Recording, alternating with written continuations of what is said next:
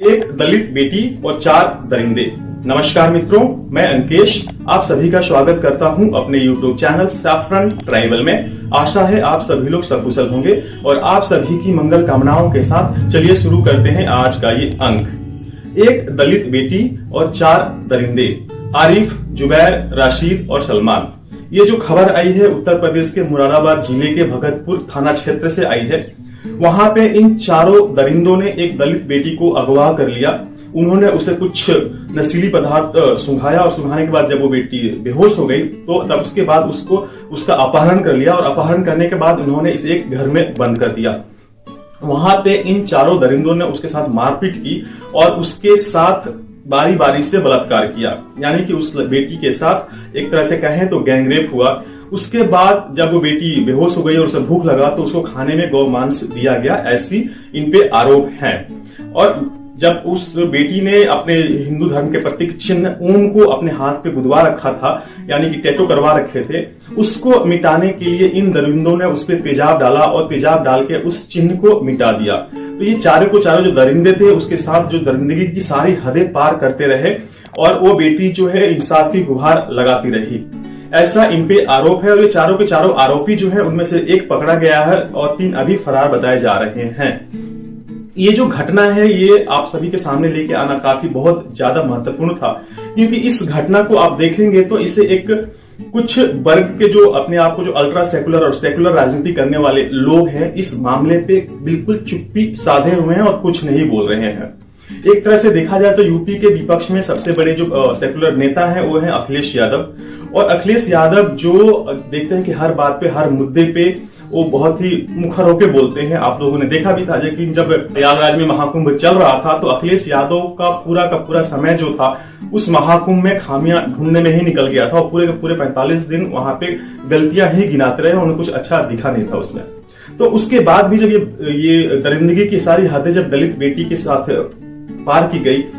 इस पे भी अखिलेश यादव के मुंह से एक शब्द तक नहीं फूटा है। वैसे ही देश में अगर एक देखें मुख्य विपक्षी पार्टी जो है उसके अध्यक्ष श्री राहुल गांधी, उनके मुंह से भी एक शब्द तक नहीं फूटा है। और उनकी बहन प्रियंका गांधी जो वायनाड से एमपी हैं, उन्होंने भी इस मुद्दे पे एक शब्द नहीं कहा है। जो एक समय यूपी में जाके बेटी हूं लड़ सकती हूं का कैंपेन उन्होंने चलाया था, तो इस दलित बेटी के लिए इंसाफ के किसी भी नेता ने एक शब्द तक नहीं कहा था। यूपी के लखीमपुर खीरी में जब घटना हुई थी तो आप लोगों ने देखा था कि ये सारे के सारे जो नेता हैं वहां पे कैसे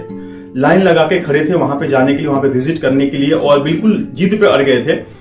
और वहां की सरकार जो थी वो कह रही थी कि जो लॉ एंड ऑर्डर है उसमें उसको संभालने में दिक्कत आ सकती है, इसीलिए इन लोगों को वहां पे जाने के लिए मना कर रही थी। पर ये लोग अड़े रहे और बाद में जाके उन्होंने उस पीड़ित परिवार से मुलाकात भी की थी। बट इस मामले में देख सकते हैं कि एक दलित युवती है, एक दलित युवती के साथ जो दुष्कर्म किया है वो चारों के चारों जो आरोपी हैं एक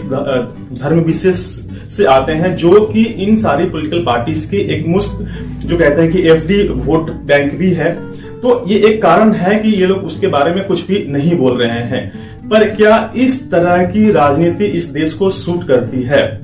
अगर मान लीजिए कि जो पीड़िता अगर कुछ धर्म विशेष से आती या मुस्लिम परिवार से होती और ये जो चारों के चारों दरिंदे जो थे हिंदू परिवार से होते, चाहे वो दलित ही होते, तो क्या ये जो पॉलिटिकल पार्टी के अध्यक्ष हैं और जो मुखिया हैं ये उस पे किस तरह से गिद्ध की तरह उस मामले को उठाते और इवेंट तक पहुंच जाते? पूरा का पूरा इंटरनेशनल मीडिया जो था वो इसको कवर करता। पीछे की जो घटनाएं हुई हैं उसमें भी आप लोगों ने देखा है कि इन मामलों पे जो अंतर्राष्ट्रीय जो मीडिया है वो किस तरह से इन चीजों को उछालती है। पीछे एक घटना जो हुई थी आप लोगों ने देखा था कि जम्मू में एक ऐसा आरोप लगा था, एक समाचार आया था कि जहां पे कहा गया था कि एक मंदिर के अंदर एक युवती का जो वहां पे बलात्कार हुआ है और एक तरह से कहे तो वहां पे उसके साथ दुष्कर्म हुआ है। उस मुद्दे को भी लेके किस तरह से पूरी की पूरी इंटरनेशनल मीडिया और बॉलीवुड के जो नचनिया हैं वो भी कैसे आगे निकल के आए थे। एक बॉलीवुड का पूरा गैंग और जो बुद्धिजीवी गैंग था उन्हें अपने हिंदू धर्म से होने पे उन्हें शर्म आ रहा था और वो एक तख्ती लेके घूम रहे थे कि I am shame to be Hindu. तो इस तरह की बातें वो कह रहे थे, जबकि ये पूरा का पूरा जो गैंग है इस मुद्दे पे भी बिल्कुल शांत है और कुछ नहीं बोल रहा है। तो इस तरह की जो सिलेक्टिव आउटरीच होती है, सिलेक्टिव प्रोटेस्ट जो होते हैं, शायद हमारे संविधान के लिए, हमारे देश के लिए खतरा है, और खतरा ही नहीं, एक तरह से खतरे की घंटी बजा भी रहा है। जो एक यूपी में बहुत बड़े दलित नेता हैं चंद्रशेखर आजाद, जो कि नए नए नेता बने हैं और यूपी से वो ये क्या कहते हैं लोकसभा में पहुंच गए हैं, उनके मुंह से भी इस दलित बेटी को इंसाफ के लिए एक शब्द तक नहीं निकला है। जब तक ये राजनीति में नहीं आए थे तब तक ये प्राउड हिंदू हुआ करते थे, और जब ओवैसी ने जब इनको हवा दी और उसके बाद से जब ये नेता बने, और जब नेता बनने के क्रम में थे, उसके बाद से इन्होंने जो हिंदू होने का जो चोला था उतार दिया था, और उसके बाद से एक अल्ट्रा सेकुलर नेता बन गए थे, और दलित समाज के जो मसीहा होने का जो ये ढोंग रचते हैं, इनका भी इस दलित बेटी के साथ जो दुष्कर्म हुआ है उस पर कुछ भी बोलना नहीं है, और ये बिल्कुल चुप्पी साध गए हैं। ये भी एक तरह से अल्ट्रा सेकुलर ही हो गए हैं, और जब भी इस तरह की घटनाएं होती हैं जहां पे जो पीड़ित समाज होता है वो मुस्लिम समुदाय से होता है, तभी इनके मुंह से बोल फूकते हैं। इस मामले में गौर करने वाली बात एक और भी है कि इस दलित बेटी के साथ जो दुष्कर्म करने वाले चारों आरोपी हैं, जुबैर, राशिद, आरिफ और सलमान,